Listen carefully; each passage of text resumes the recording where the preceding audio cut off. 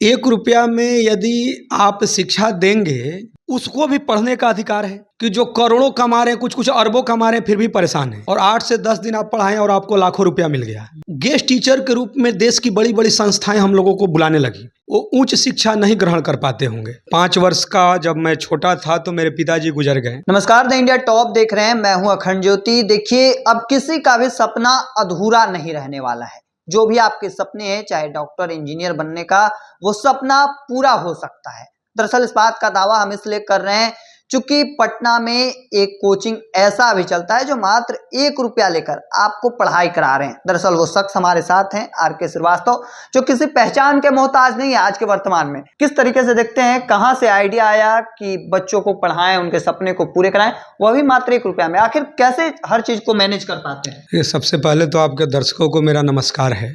जिस विषम परिस्थिति से हम लोग भी गुजरे हैं, 5 वर्ष का जब मैं छोटा था तो मेरे पिताजी गुजर गए। और ग्रामीण परिवेश में जब एक महिला जब उसके पति गुजर जाते हैं तो अपने बाल बच्चे को पाल पोस कर यदि शिक्षित करने का प्रयास करती है तो आप लोग भी देखते होंगे काफ़ी संघर्ष करना पड़ता है। उस संघर्ष को हम लोगों ने नज़दीक से देखा है और ये एहसास हुआ कि कैसे वैसे भी देश के बच्चे होंगे कि जो पैसे के अभाव के कारण वो उच्च शिक्षा नहीं ग्रहण कर पाते होंगे। अब रही बात, सबसे बड़ा पॉइंट की बात होता है कि 1 रुपया में यदि आप शिक्षा देंगे तो आपका परिवार कैसे चलेगा। तो जब एक कहावत सत्य है कि जब इच्छा शक्ति मजबूत होती है तो ईश्वर आपकी मदद करते हैं।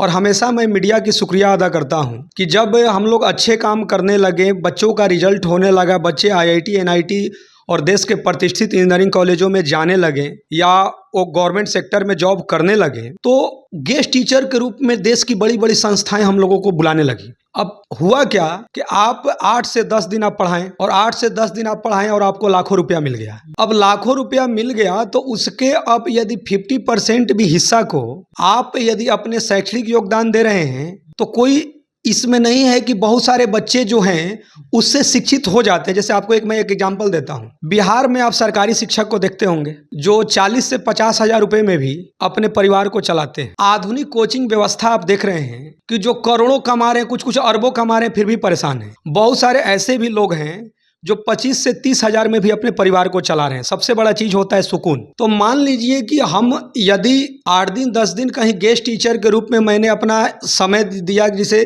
5 घंटा मैंने समय दे दिया और उसके बाद हमको 1 वीक का हमको लाखों रुपए मिल गए, तो उसके बाद उसका हिस्सा का बहुत सारा पार्ट जो है अपने जो है मैं 1 रुपया गुरुदक्षिणा प्रोग्राम के तहत मैं योगदान दे रहा हूँ। कुछ पैसा जो है यूट्यूब के माध्यम से आ जाते हैं।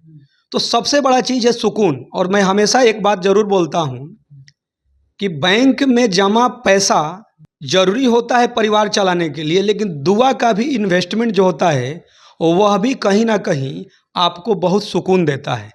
इतना जरूर होना चाहिए कि कभी घर में कोई ऐसी बीमारी हो, मैं सभी को ऐसा सलाह देता हूँ, तो उतने पैसा जरूर होने चाहिए कि उसका आप इलाज करा सकें।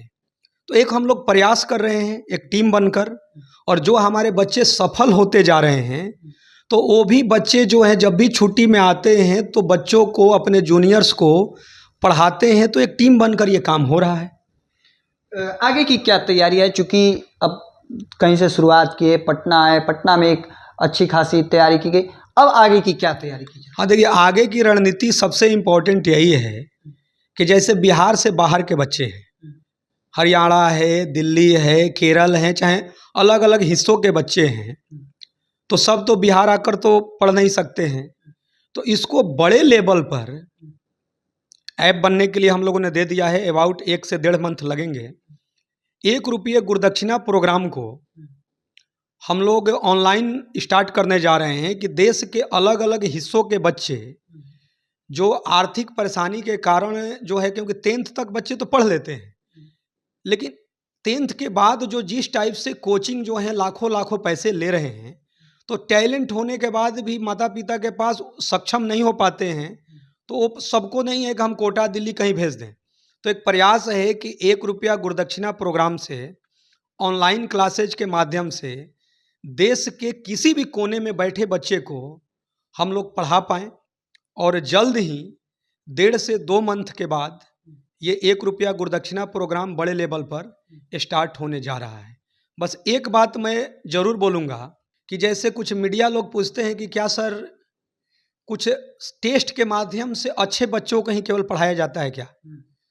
तो मेरा कहना यह रहता है कि जब बच्चा वो 10th पास ही कर गया है तो उसके पास गवर्नमेंट का तो सर्टिफिकेट है, चाहे वो स्टेट बोर्ड हो, सीबीएसई बोर्ड हो या कोई भी बोर्ड हो। ये ज़रूर होता है कि जब मैं अपना टेस्ट लिया और मेरे टेस्ट में जो बच्चे अच्छे अंक लाते हैं तो एक बैच आदमी सेपरेट करता है कि स्पीड में उसको थोड़ा सा पढ़ाता है।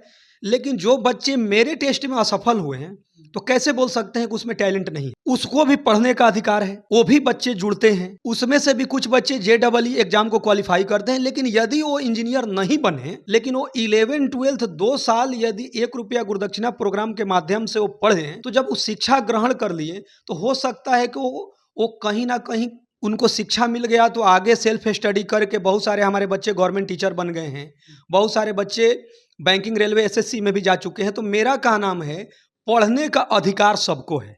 जब वो 10th पास कर गए हैं तो वो 1 रुपया गुरुदक्षिणा प्रोग्राम में देश के किसी भी हिस्से के बच्चे वो पढ़ सकते हैं।